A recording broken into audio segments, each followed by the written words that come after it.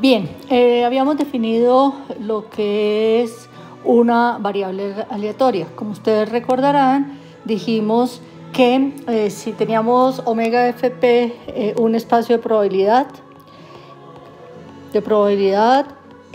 omega moño f moño, un espacio medible, ¿sí?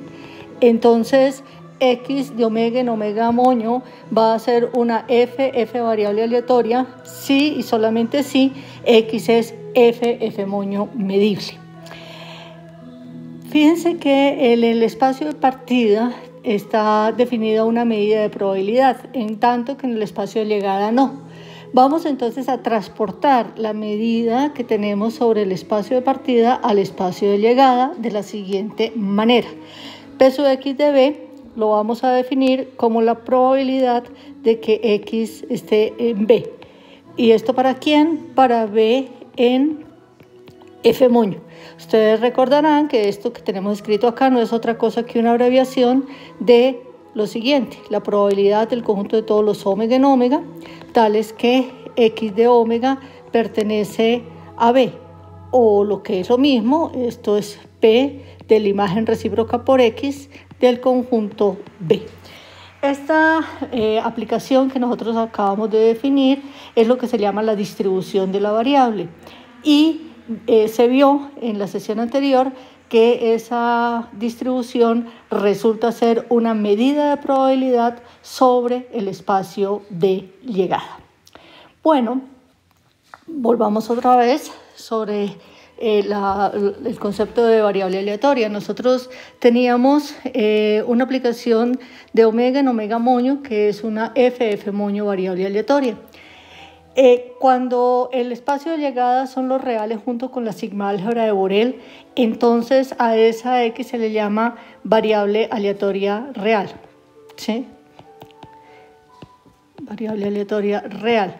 Cuando el espacio de llegada es Rn junto con la sigma álgebra de Borel en Rn, entonces a x se llama vector aleatorio n-dimensional. N-dimensional. Bien, vamos a mirar ahora en un caso concreto cuál sería la distribución de una variable aleatoria dada. Vamos a suponer que omega es el conjunto cuyos elementos son A, B, C y D.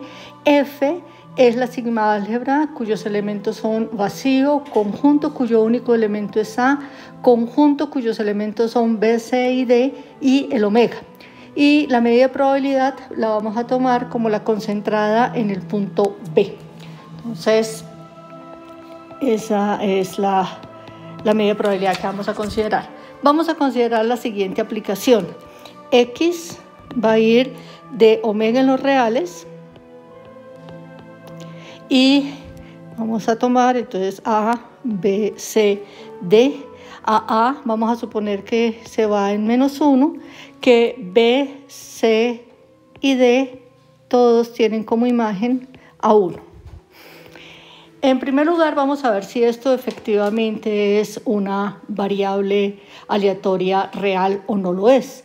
Para poder verificarlo tendríamos que, según la definición, mirar que la imagen recíproca por x de todo conjunto Borel en R cae dentro de la sigma álgebra F.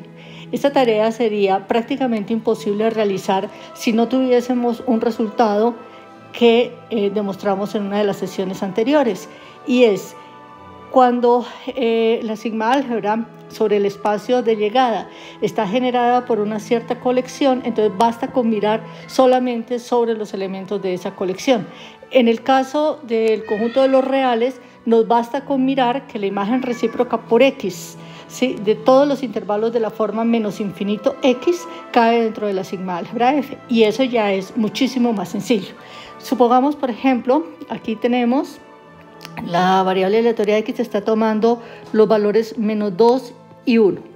Esos valores nos van a servir como puntos de referencia para ver si esto es o no es una variable aleatoria. Entonces vamos a tomar un x en los reales y pues para ese x en los reales hay tres opciones: o es menor que -2, o está entre menos 2 y 1 o es mayor que 1.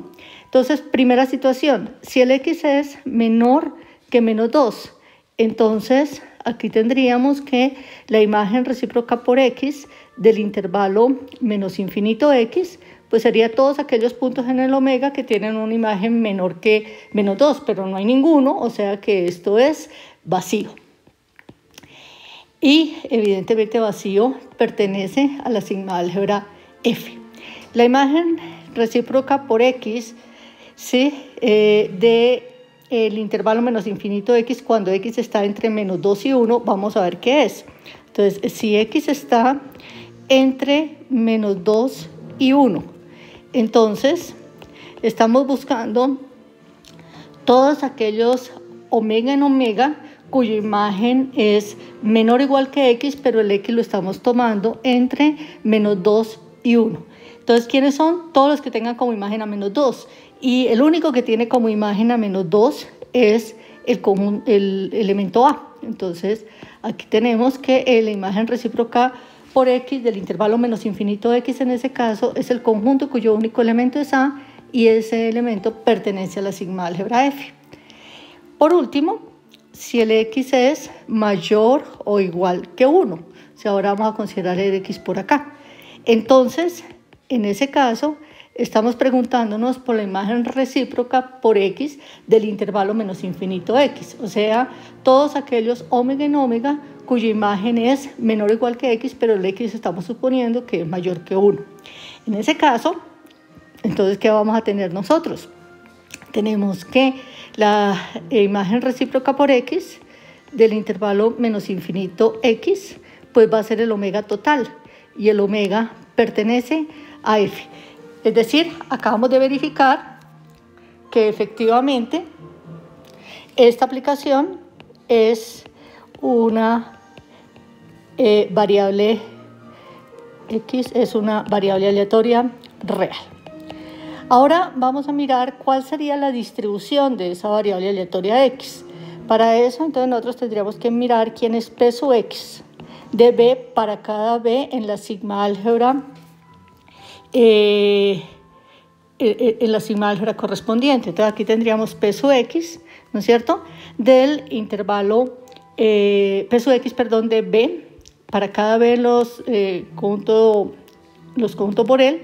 Sería entonces P de que x pertenezca a B para B en la sigma álgebra de Borel en R.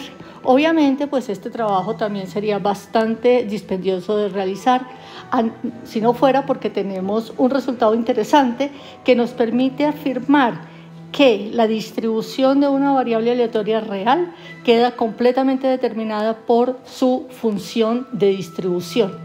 Este resultado se sale de los objetivos del curso, hace uso de resultados de la teoría de la medida y por lo consiguiente voy a omitirlo. A continuación voy a definir lo que se entiende por distribución, función de distribución de una variable aleatoria real. Entonces tenemos la siguiente definición. Entonces sea x de omega en R, ¿sí?, una variable aleatoria real. Aquí obviamente estamos suponiendo que el omega es un espacio de probabilidad. Entonces se define, ¿sí?, se define la función de distribución,